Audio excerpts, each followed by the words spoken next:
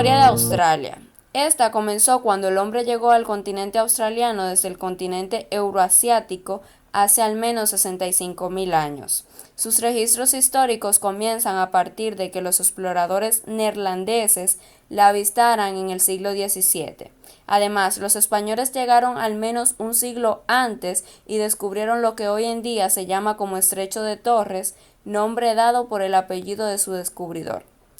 No obstante, la interpretación de la historia australiana es un tema controvertido en la actualidad, particularmente en lo que se refiere al descubrimiento y al trato de los aborígenes australianos por parte de los colonizadores europeos.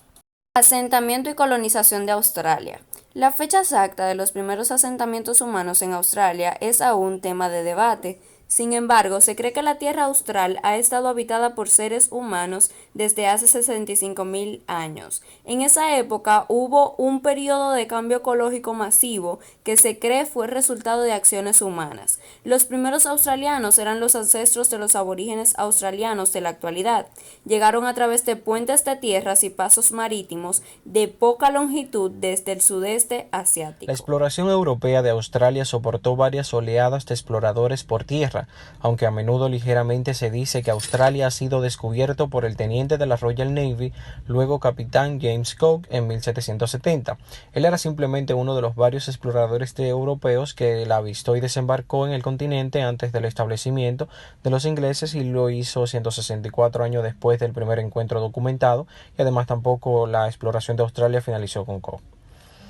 La independencia de Austria. Austria es uno de los países que se caracteriza por ser independiente, pero permanece a la Commonwealth, que está organización compuesta por 54 países, algunos independientes y otros dependientes de la corona británica. Este país oficialmente es una monarquía constitucional, ya que reconoce como soberana a la reina Isabel II, y su sistema de gobierno es de tipo parlamentario. La reina conserva el título de jefa de Estado, pero es representada por el gobernador general a nivel federal y a su vez por el gobernador de cada estado.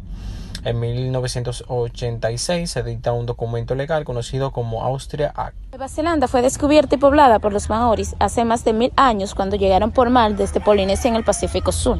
Entre los primeros visitantes europeos se encuentra el holandés Albert Tasman, que llegó en 1642, y el explorador inglés James Cook, que en 1769 trazó el mapa del litoral del país. El 28 de octubre de 1835, la Declaración de Independencia de Nueva Zelanda fue firmada por las Tribus Unidas de Nueva Zelanda, una confederación libre de tribus maoris del extremo norte de Nueva Zelanda, organizada por el residente británico James Bussey. Este documento reconoció la independencia de los maoris. Luego, esta fue derogada en 1840. Se firmó el Tratado de Waitangi, un acuerdo entre la corona británica y los maoris. Este documento estableció la ley británica en Nueva Zelanda y se le considera como el documento fundacional del país. El primer nombre europeo para Nueva Zelanda fue Staten Land, nombre dado por el explorador neerlandés Abel Tasman, quien en 1642 se convirtió en el primer europeo en ver las islas.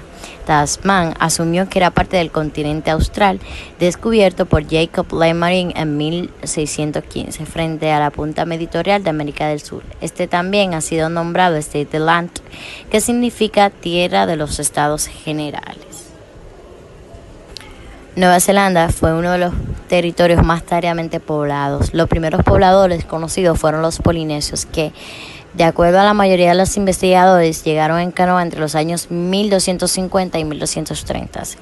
Algunos investigadores sugieren que en el 150 después de Cristo existió una ola de emigrantes. Años más tarde, estos habitantes murieron y abandonaron la isla. A lo largo de los siguientes siglos, los inmigrantes polinesios crearon una cultura distinta, ahora conocida como la maori. La población se dividía en tribus y subtribus que cooperaban y competían entre sí. Nueva Zelanda es un país de Oceanía localizado en el sureste del Océano Pacífico, constituido en una monarquía parlamentaria. Está formado por dos islas principales, las islas Norte y Sur, así como por un número de islas más pequeños. Las dos islas principales están separadas por el estrecho de Cook, que tiene 22 kilómetros de ancho en su punto más angosto.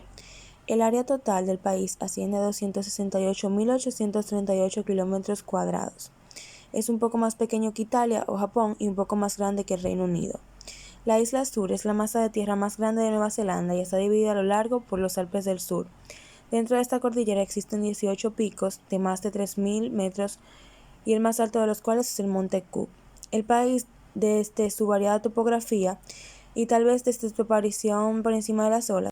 En cuanto a su flora y fauna, desde la llegada de los humanos se estima que se han extinguido 51 especies de aves, 3 de ranas, 3 de lagartos, un pez de agua dulce, 4 plantas, un murciélago y varias especies de invertebrados, y muchas otras están en peligro de extinción debido al mal manejo del medio ambiente. Mi nombre es Juliana y les estaré hablando acerca de los hombres del quinto mundo, tribus, etnias y arte.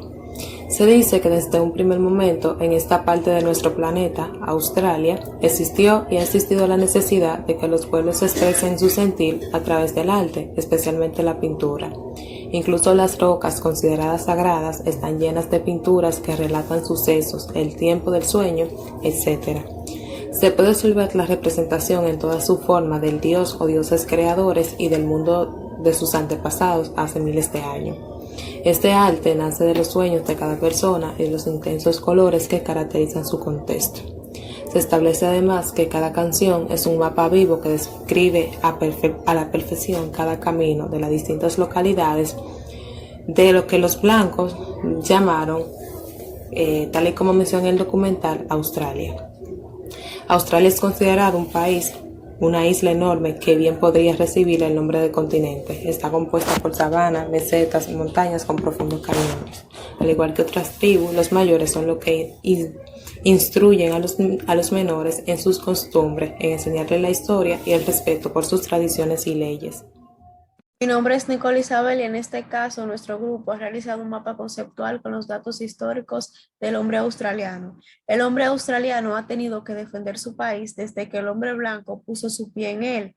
Según se investiga, la tierra se llamó la Tierra Australis Incógnita hasta que en 1605 llegó el primer europeo, el español Fernández de Quirós, que la bautizó como Australia del Espíritu Santo. Los ingleses utilizaron esta isla para invadirla con sus presos. 80 años después de la llegada del primer destacamento, había en Australia 170,000 convictos. Luego de esto, descubrieron oro en sus territorios y comenzaron a apresar a los aborígenes en lugares lejanos, contagiándolos por numerosas enfermedades como la gripe, la cual escamiló la población. Por último, el blanco tenía ventaja con los aborígenes porque tenía pólvoras y rifles, pero finalmente se redujeron la población. En cuanto a los modos de vida del hombre australiano, se destacan varios puntos, los cuales son la caza y la pesca en el hombre, la recolección de frutos, alimentos, raíces y miel en las mujeres, que era la base de su alimentación. Los hombres se dedicaban a la guerra y para ello fabricaban sus armas. El boomerang era una de las principales y para utilizarlas realizaban lanzas y arpones que las hacían para defenderse del hombre blanco cuando los arrinconaron de sus territorios y de sus propias tierras. Tierra y habitantes.